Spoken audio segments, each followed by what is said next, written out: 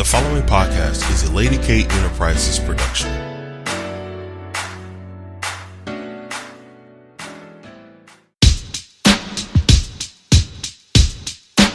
Lady K. Welcome, and thank you for tuning in to Lady K Chat, a podcast that is designed for all women to become better versions of themselves, which is broadcast every Tuesday and Thursday at 6 p.m.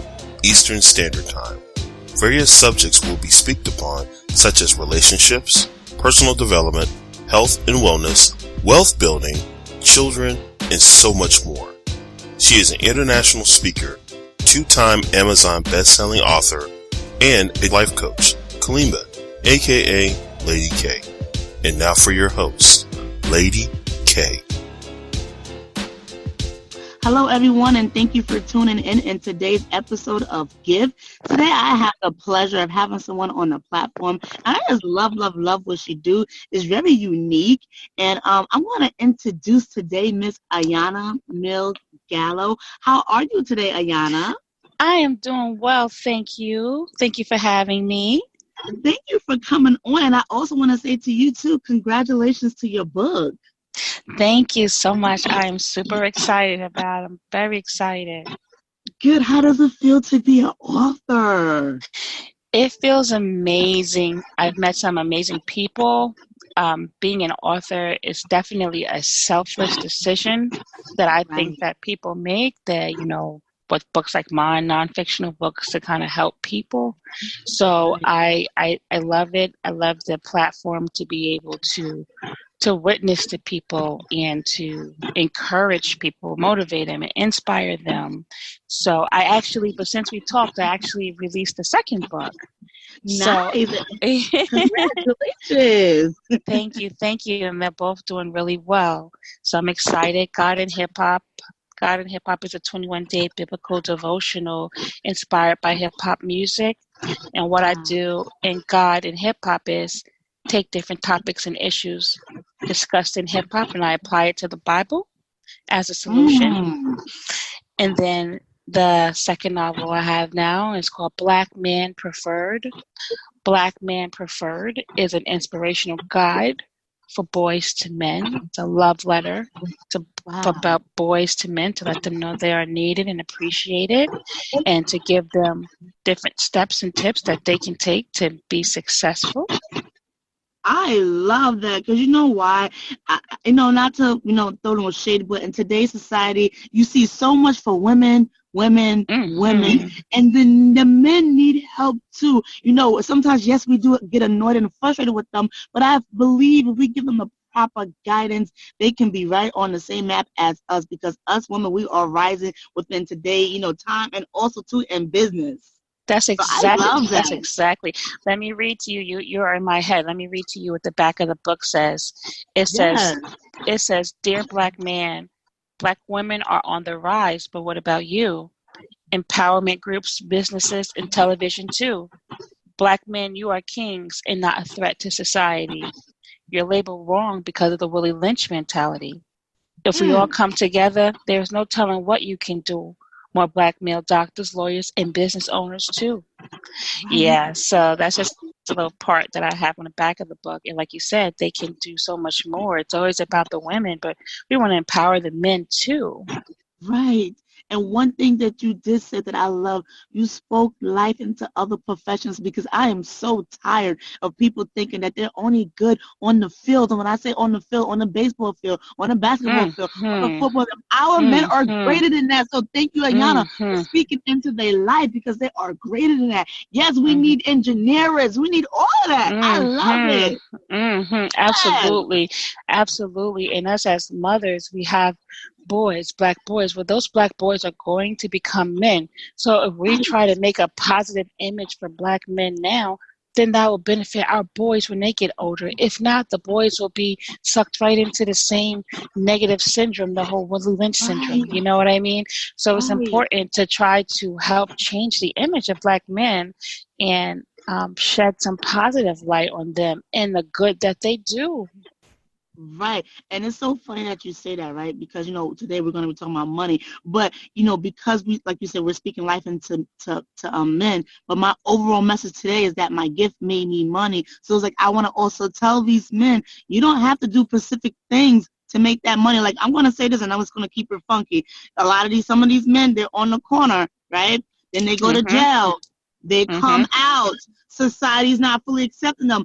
They go back to it. So it's like, black men, guess what? You know how to hustle. You know how to get the money, but don't go it in that way. The same principles that you're applying on those streets, you can apply it in business. Am I right? Listen, we can talk about that right now, because just think about it. Listen, you are on it, because that is a whole business. They run a business, okay? They have to be up early. You understand? They have to be up early. That's time management. They have to get their product. They have to price it. That's, they have to market their product. They have to have a good product, right? They need advertising. They got to be the face of their business, right? That's advertising. They have to manage it. The other people who are helping them, that's business management, right? Then there's financial management. They have to manage how much it costs versus how much they're making, right? That is, if they can do that, they can do anything. Right. Oh my That's God, right. You said a mouthful. Yes, they can. So, men, not to take away from the topic, I hope you are listening, because what we're saying right here is so profound. I just hope that you can just turn that, like Biggie said, he went from negative to positive, and it's all good. And it's still all good. That's right. And it's still all good. So because I said that, I want to jump into hip hop. So I got a question for you, Ayanna. Okay. When did you fall in love with hip hop? Oh, girl. Oh, man, this is my favorite. This is my favorite podcast radio show that I have done this year. Listen, that question right there. Let me tell you, I fell in love with hip hop when I was 11 years old. Self-Destruction is what made me fall in love with hip hop. Self-Destruction was a song with collaborative artists who came together. They were already successful, but they came together still on the project. And Self-Destruction is positive, and the issues they discussed in Self-Destruction are still very relevant today. You know what I'm saying? And just like Biggie, the topics that Biggie discussed still very relevant today. Like Biggie said, stereotypes of a black man misunderstood, and it's still all good, Right. And it's like, that's right. But in Self-Destruction, they're saying the same thing. We're not bad. Just because one person does something wrong, that doesn't mean that all the black men are bad. You know what I mean? So Self-Destruction was kind of like the prereq, I believe, to some of the things that's going on today. So yeah, Self-Destruction. And also too, because I gotta go there, because within our culture and how we were raised, how we see certain things, just because we express ourselves in a different way, like you said, doesn't make us criminals, doesn't make seem that we're bad individuals. Thank you. We just have a different perspective, and guess what? Just respect it. It's all about respect. Thank you. And let me tell you, that is so true. Let me tell you about me. I was just ordained as an evangelist. So I am a minister, ordained and licensed. Praise God. But let me tell you, when I first got into the church, it was 18 years ago. And, I did the whole, I'm not listening to secular music. I'm focusing on my spirituality, and I'm very committed to it, and I always have been. But for some reason, I still loved hip-hop music, right? I still loved hip-hop music. So when people would say to me, they say, well, what kind of music do you listen to? I would say gospel and gangster rap. and it's funny, but I would say that as a joke, but really what it was is hip-hop. I like gospel and hip-hop. And people are like, but that doesn't go together. And it's like, yeah, but I loved it. But then I realized it really does go together. My purpose is to be an intersection between God, the Bible, and hip-hop, the community. That is my purpose. The reason why I couldn't shake my love for the music is because it was the love for the music and the ministry combined that was going to help me be able to minister to our brothers and sisters in the community. So, I mean, I can spit a Bible verse and a big verse. Mm, I And love and that. that's true. I love that. And, I'm not afraid either because I tell people all the time, I'm a big fan of music, but I'm going to share this real story real brief. I remember, I think maybe a year or two ago, I attended a conference and I think it was a segment, get to know that individual. So they asked me, what is your favorite genre of music? And automatically I said R&B. And everybody looked at me and was like, oh, I expect you to say gospel. Don't get me wrong. I love gospel. Gospel comes Right. second. But listen, I'm not going to alternate my answer for you because guess what? Like you That's said, at right. a young age, I fell in love with R&B. I fell in love with the Patti LaBelle's. I fell in love with Karen Wright. I fell in love with Rachel Farrell. I fell in love with this. I admire their voice, the whole song, everything. So I'm not going to alter what I love because you think it's not holy and roly. Guess Right. what? That's That's right. my first love. That's my That's first right. love. That's right. So now when you have a book like God in Hip Hop, Right. okay, these people may not want to pick up a Bible, but they might pick up God in Hip Hop when they see a cool black Right. brother on the cover with some headphones. God in Hip Hop. You understand what I'm saying? So that Right. is why. So your purpose, whatever is in your heart, whatever that you just can't shake, that is what you're meant to do. What do you Absolutely. love? What do you love so much? And how it can help someone else based on what you love. Think about Right. that kind of stuff and Right. go after it, because my love for hip hop, my love for people, and my want to help people, that all combined is how you have God in hip hop. So that's why you have God in hip hop, for that very purpose. So that's how I found my purpose and my gift. It starts from helping people, but also from my love for people, and my love for music, and my love for the Lord. And Right. that is a blessing. And they said you find your purpose when you would do something for free. Now me, I'm a financial manager, so I'm like, I won't do anything for free other than be a mom. I feel but you. but but I tell you this, I signed up for this not looking for anything in return. I invested money. This is the only time I've invested money and not thinking about my return, because Right. I was doing this to serve. But now, since I've gotten in it, now that's a different story. Once I realized, like, oh, wow, this is a money-making industry. You still make money. Then that Right. changed the things. Then I put my regular Ayanna into practice, my business management skills. I have a bachelor's degree from Temple Love that. University with majors in risk management and insurance and marketing. And then I have a master's degree in business. So, from undergrad to business school, I learned a lot about business management, financial management, and marketing. And definitely being an author has been successful for me. But before that, before I even found my purpose, I was working. So after I got out of school, I ended up getting my dream job in New York City on Wall Street. I always wanted to work on Wall Street. But then when I actually started working on Wall Street, I realized, like, oh, this is really just a street. So, Right. but, nonetheless, I did fulfill my dream of working on Wall Street. And it took me working hard in school, though. I will say that I worked hard in school. I graduated magna cum laude from the high honors program. So that's Wow. honors and honors. And people always say, why are you trying so hard? It doesn't matter as long as you pass. They don't look at the grades. You're in college Right. now. But let me Right. tell you something. People always said that, but that's not true. In order for me to get that job on Wall Street, you had to have a 3.2 GPA. So if I had not worked so hard in undergrad, I would not have been able to get that good job in New York City on Wall Street. So it starts with your work ethics. You have to have a goal.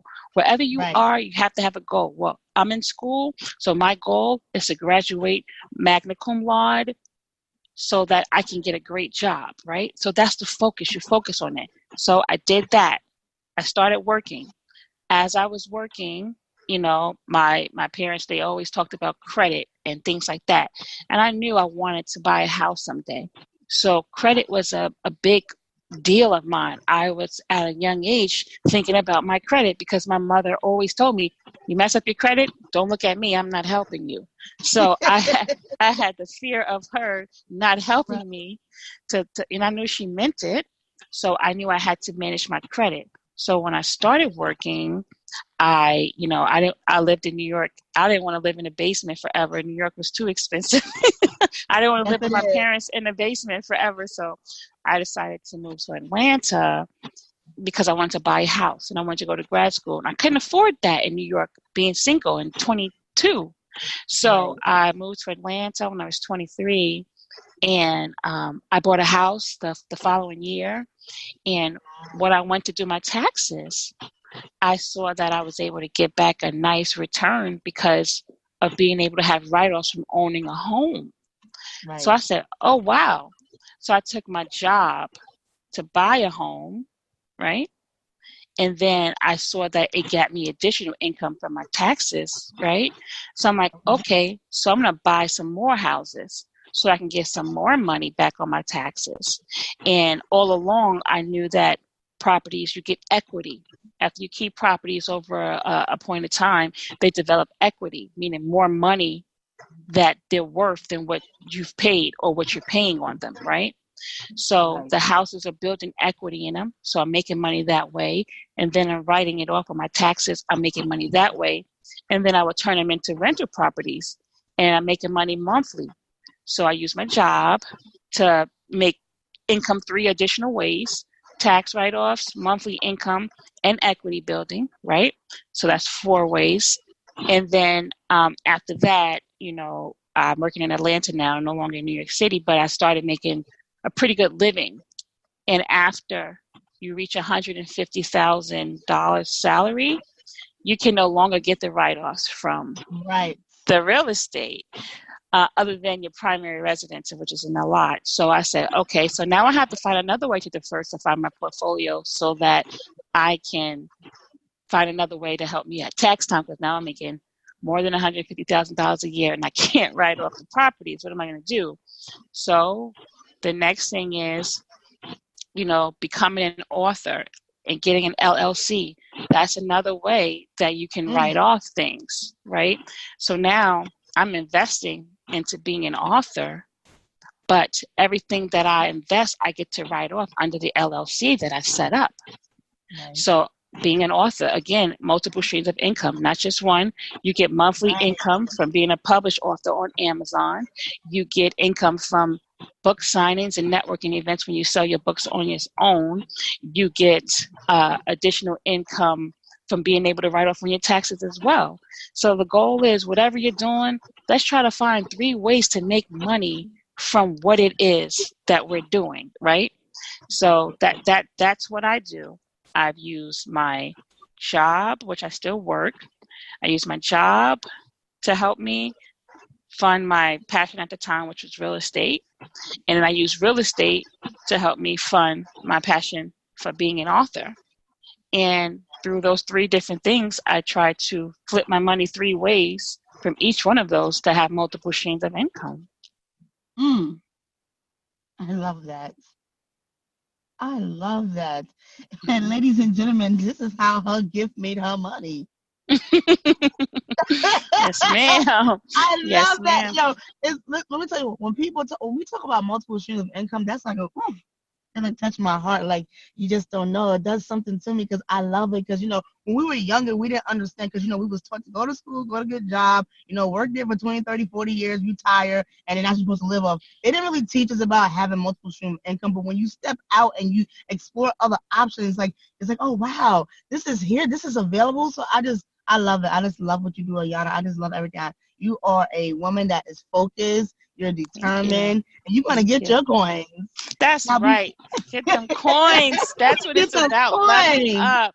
Do what you have to do. Work hard. Put the work in so that you can have something to show for. And save it. Do not spend it. Do not spend it. You don't have to spend it. Only spend it if you're investing it. Don't go buy the expensive cars with an S. Cars depreciate. They're not making you any money. You go buy that property that's going to appreciate and make you more money in equity later on. It's not about, if it doesn't add to you, you don't need it. Yeah, clothes are a nice investment because it gives you that confidence and that nice look when you go into networking. So that's okay. But when you're going out to the clubs with your girlfriend, those club outfits, they're not making you any money. That suit will make you money. You understand? Right. So it's like when you are spending your money, before you spend your money, ask yourself the questions. Is this going to benefit me in any way? Is this going to help my passion and my purpose? And is this going to help me make money? Those are the questions you want to ask yourself before you do anything with your money, before you buy anything or before you invest in anything. How is this going to help make a positive impact? You have to think about it. Think about it. Right. Let me tell you something. You are in my head, because the earlier shows that I did for the month of January, I was talking about how people have how they perceive money. They have a misconception of money and think that we do with our money. And I can raise my hand. I'm number one person. I am guilty for some of the choices that I made with my money. So now when I operate in my money and I say, wait a minute, do I really need that? Or can I use that money into my business? Or can I use that money to add a flow? How can I use that money? Because I'm getting that extra money and I know I want to spend it. I just want to swipe. I want to go to the store and I want to swipe. But now my discipline is saying, no, Kalima. So I love that you mentioned that, because it's like we have to get to a point where we discipline ourselves with our money. Yes, ma'am. That's right. How's it going to benefit me? How's it going to benefit my purpose? How is it going to add to someone else's life? What's going to come out of what I'm investing in? You know, a lot of times we want to do things for show. I have a saying, I don't do things for show. I do things for dough. I love That's that. my Ooh, saying. I'm about to steal that, Ayanna. I love that. That's yes, right. I love that. So if people wanted to purchase the book, how can they find your book? Yes, ma'am. So they can find my books from Amazon.com. You can type in Ayanna Gallow, Ayanna, Gallow, Gallow, or you can cut the middleman now and go straight to my website, godandhiphopbook.com. So godandhiphopbook.com. That's where you can find my books at directly, or you can go to Amazon if you have Amazon Prime. But I'm on Facebook and I'm on Instagram. You can look up God and Hip Hop on Instagram and God and Hip Hop on Facebook. God and Hip Hop _ on Instagram, and just God and Hip Hop on Facebook. And thank you so much, Lady K. I appreciate this. This has been amazing. I've enjoyed this. It's been fun. Thank you for having me. Thank you for accepting the invitation. Thank you for coming on. I really appreciate it. Ladies and gentlemen, I hope that you was able to receive everything that we said on this podcast today. Continue to follow me on Instagram and Facebook at Lady K Chat. And y'all guys have a wonderful night. Thank you. Goodbye.